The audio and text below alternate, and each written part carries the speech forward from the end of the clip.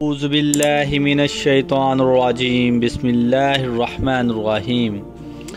حضرت سیدنا ابن عباس رضی اللہ تعالی عنہما سے مروی ہے، ایک مرتبہ حضرت سیدنا عیسیٰ علیہ السلام بہت سے لوگوں کو لے کر بارش کی دعا کرنے چلے۔ وہی نازل ہوئی کہ جب تک تمہارے ساتھ گناہ گار لوگ موجود ہیں بارش نہیں برسائی جائے گی۔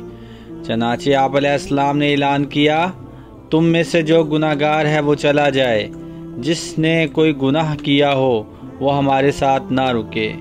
یہ سن کر تمام لوگ واپس پلٹ گئے، لیکن ایک شخص باقی رہا جس کی ایک آنکھ ضائع ہو چکی تھی۔ آپ علیہ السلام نے اس سے دریافت فرمایا، تم واپس کیوں نہیں گئے؟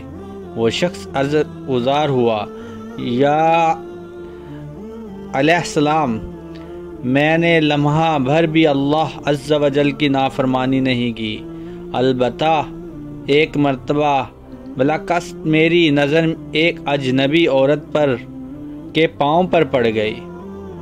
اپنے اس فعل پر میں بہت شرمندہ ہوا اور اپنی سیدھی آنکھ نکال پھینکی۔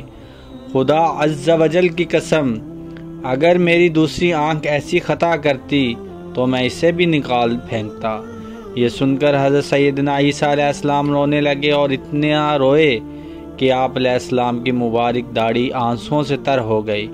پھر شخص سے فرمایا، تو ہمارے لیے دعا کر، میری نسبت تو زیادہ دعا کرنے کا حقدار تو ہے، کیونکہ میں تو نبوت کی وجہ سے گناہوں سے معصوم ہوں، اور تو معصوم بھی نہیں، لیکن پھر بھی ساری زندگی گناہوں سے بچتا رہا۔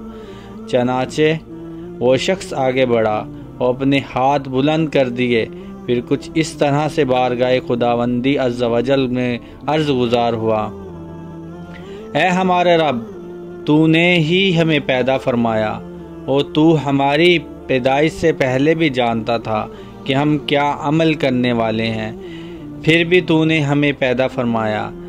جب تو نے ہمیں پیدا فرمایا، یا تو ہی ہمارے رزق کا کفیل ہے، بے شک تو ہی ہمیں رزق دینے والا ہے۔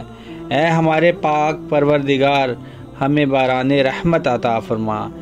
اس پاک پروردگار عز و جل کی قسم، جس کے قبضہ قدرت میں عیسیٰ علیہ السلام کی جان ہے، ابھی وہ شخص دعا سے فارغ بھی نہ ہونے پایا تھا کہ ایسی بارش آئی گویا آسمان پھٹ پڑا ہو، اور اس کی دعا برکت سے پیاسے سیراب ہو گئے۔ سبحان اللہ۔